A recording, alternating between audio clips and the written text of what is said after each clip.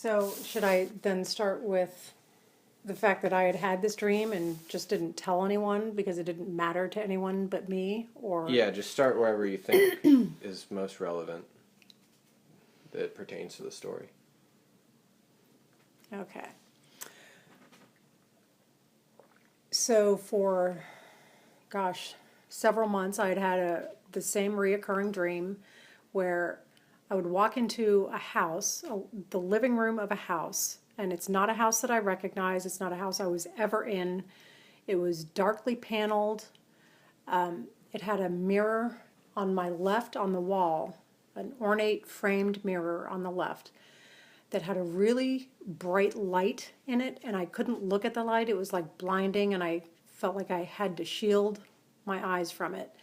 And there was a sofa just beneath that mirror against the wall, and three women were sitting on it, and they had 1960s style bouffant hairdos, kind of brown hair, and they didn't say anything, they didn't move, they didn't interact with each other, they were just there.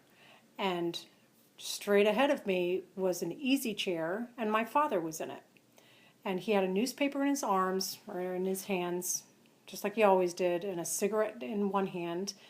And he acknowledged that I was in the room. He lowered the paper, but he did not say anything to me. He did not talk to me, nothing. And I said to him, "You would be so proud of Tiffany." I said, she's doing great in college. She's having, a wonderful time. She has great grades. She's the president of her sorority chapter. You would be so proud of her. She acknowledging that she was 3 years old when he died, and I'm just trying to update him on his now 22-year-old granddaughter. And he didn't say anything, and that's where the dream ended.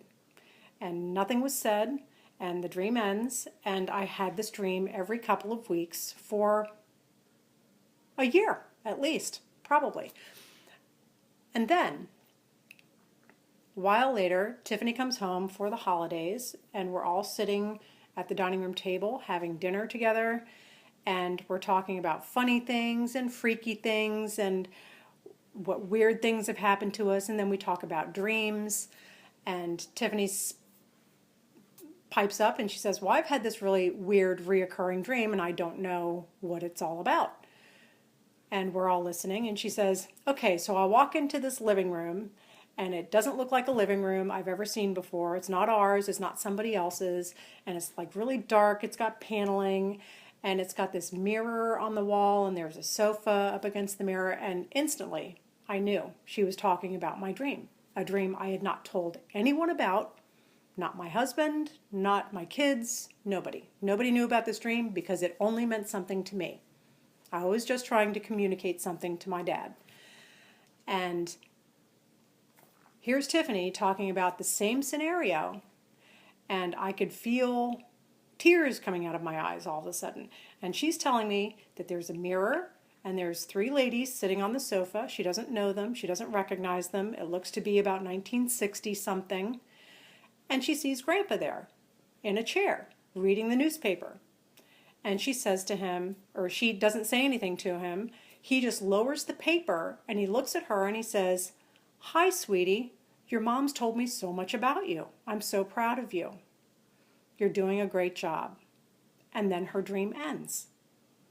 And I'm sitting there at the table, tears streaming down my face, and she looks at me and she says, "What? Why are you crying?" And I said, "I'm not crying. I just realized he's communicating through us. He knows what you're doing, and he acknowledged it. And in some sort of weird way, the message was passed along in a dream. Because we had the same dream. She never talked about it to anybody. I never talked about it to anybody. The scenario was the same. Neither one of us recognized it. It was the same dream." Wow. That's crazy. It was